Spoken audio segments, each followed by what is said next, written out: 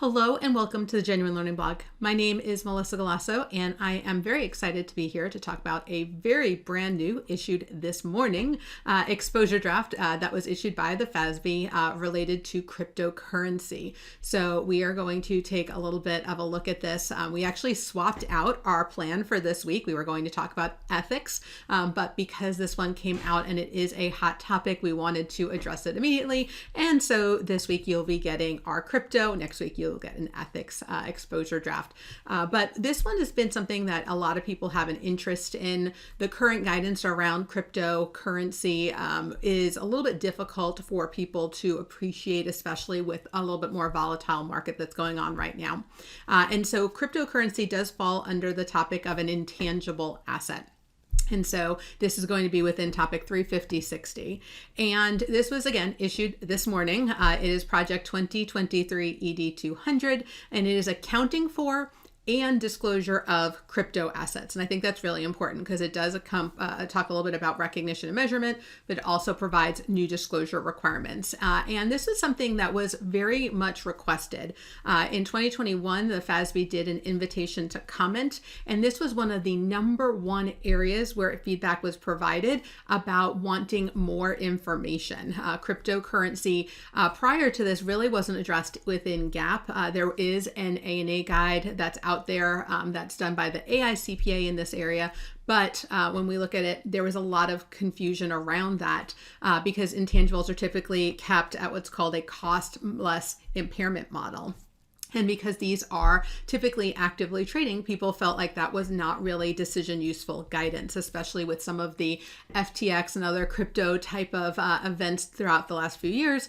People felt like this wasn't really the best area. And so it was a top priority identified in the invitation to comment. And as you can see, they worked very hard and diligently on it to get an exposure draft out as quickly as possible. And so they really are trying to meet the needs of stakeholders when they provide feedback.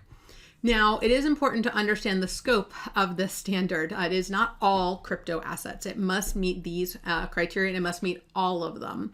So the first one is that it must meet the definition of an intangible asset. I think that's very important here. Obviously, if it is a financial asset, then it's not going to be within the scope. There is on-point guidance for financial assets. It does not provide the asset holder with enforceable rights to or claims on the underlying goods, services, or other assets, right? So in that scenario, again, there's on-point guidance when this is, a right to some type of good or service. They have to be created or reside on a distributed ledger based on blockchain technology. So this was sort of a scoping model to make sure that they were being addressed and are secured through cryptography. Cryptography is the term. There we go. And so as we look at this, again, trying to narrow the scope, they also have to be fungible. One thing that was added during the discussion process is that it also cannot be created or issued by the reporting entity or its related parties. And so again, this has to be something that was created by someone other than the entity who is doing the reporting. So if you meet all of those, then you're in the scope of the standard.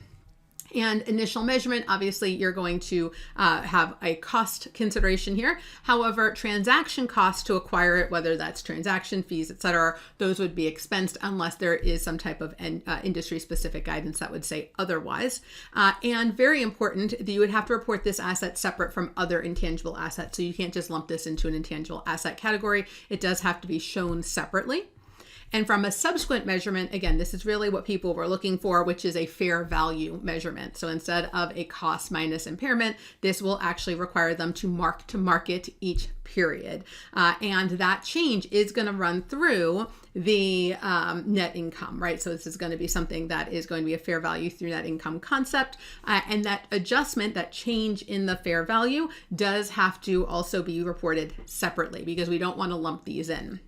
Now, because this is a fair value measurement, not only is it subject to the disclosure requirements here, it would also be subject to the fair value requirements in general. So fair value hierarchy, all of those things would still be applicable. So you'd have to say whether it's level 1, like a Bitcoin, level 2, level 3, based on is there an observable market for these items? And so normal fair value measurement application as you would go through here.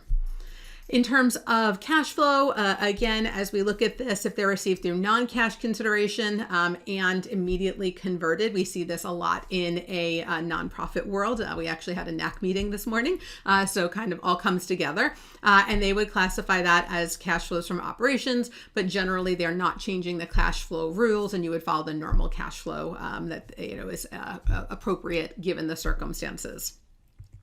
But where we start to see a little bit more interest is on the disclosure side of the house. We want to know, what are people investing in terms of crypto? And so for both annual and interim periods, we would see the name, the cost basis, the fair value, the number of units for each, and here we go, significant crypto asset holding, and then aggregate fair values and cost bases for those that are not individually significant. So providing a little bit more information about what exactly organizations are investing in. And then if there are restrictions, we actually talked this morning, if you attended the public NAC meeting, they talked about an example where the donor donated it and then required them to hold it for a period of time. So in that scenario, there was a restriction on sale. So then you'd have to have, for those that are have restrictions related to them, the fair value of the crypto assets, the nature and duration of the restriction, and what could cause the restriction to lapse. So again, I think this is going to be a well-received area. In addition to the interim and annual, then we also have just ones that would be typically annual. And in this scenario, it would be a roll forward of activity, again, in the aggregate, including additions, dispositions, gains and losses of the activity of the crypto asset holdings. Now, there was questions about whether this would still require like the normal fair value hierarchy, and the answer was yes. But typically today, only level 3 require the roll forward. This would be required for all of the crypto assets here. And so if those gains and losses are not presented separately, then you are required to disclose them, which income statement line item you would be putting them in. In addition, for any dispositions of crypto assets, you would have to say what was the difference between the sales price and the cost basis, and a description of the activities that resulted in the disposition, as well as the method for determining the cost basis of the crypto. So these are annual only. You would not see these in interim. For those of you who only do annual, then both slides would cover just those annual requirements. So this is a step forward trying to meet the needs of users. And so as we take a look at this, this is something that a lot of people do have an interest in. So if you are interested in how we present cryptocurrency within the scope of the standard, or if you have feedback on the scope, I am sure they would love to hear it. And so those comments are going to be due June 6th, 2023, which is a 75-day comment period. So give you a little bit more time, obviously, hopefully get us out of busy season as we look to provide this feedback to the FASB. I'm sure they would love to hear your thoughts about this as we go through. So that's a wrap for this week's blog. I want to thank you guys so much for joining me, and I hope to see you on a future blog. Have a great day, guys. Bye-bye.